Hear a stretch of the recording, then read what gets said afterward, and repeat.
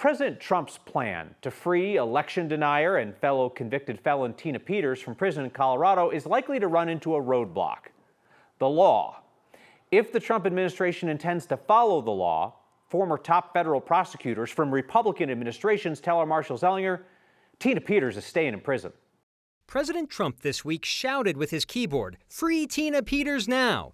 immediately after writing that he's directing the Department of Justice to take all necessary action to help secure the release of this hostage. Peters, in this new mugshot, is now at the La Vista Women's Correctional Facility in Pueblo.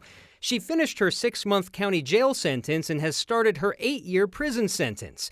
Since she was prosecuted under state charges, Trump and the Department of Justice really have no power. Or do they? For that, we went to Troy Ide. I'm the former United States Attorney for Colorado appointed by President George W. Bush. And Jason Dunn. I was appointed by President Trump. Both former U.S. attorneys for the District of Colorado agree Peters is not being saved by Trump. Can't just go grab somebody. Dunn, a former Trump appointee, actually did take custody of a state prisoner. In 2019, a federal grand jury indicted the Colorado Springs Planned Parenthood shooter. He's charged with killing 3 people, including a police officer, and injuring 8 others in 2015.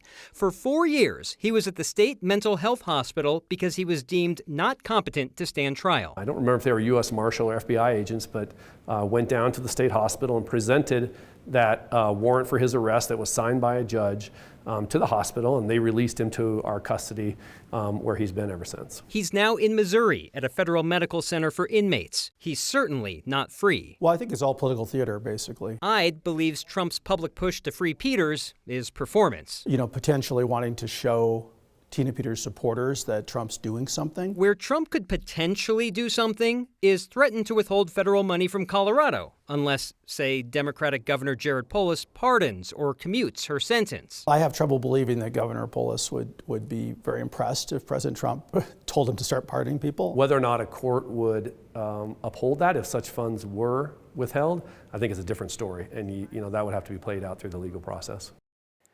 New question posed to me this afternoon. What if the Department of Justice charged Peters with a crime, took custody of her, and then released her? 2 answers. Dunn said that a judge would have to find probable cause that a crime was committed before that could even happen. Ide told me if it happened and she was released, she'd go back to state custody to serve the rest of her state sentence. I feel like you have to put an asterisk on it, though. What you're describing, what Dunn's describing, what Ide is describing, is all assumes that everything is happening within the parameters of the law. Like, I know that's their expertise, but what they're describing is if this stays within the bounds of the law, right, this is what will happen. I also asked Ide, doesn't it just take a Trump-friendly judge to put this in motion and make it work the way we kind of just described? And he said, unlikely that judges are still staying on the straight and narrow for the most part on this. All right. Well, it's certainly got people talking. People are watching. We'll keep folks appraised of where Tina Peters heads next. Marshall Zellinger, thank you.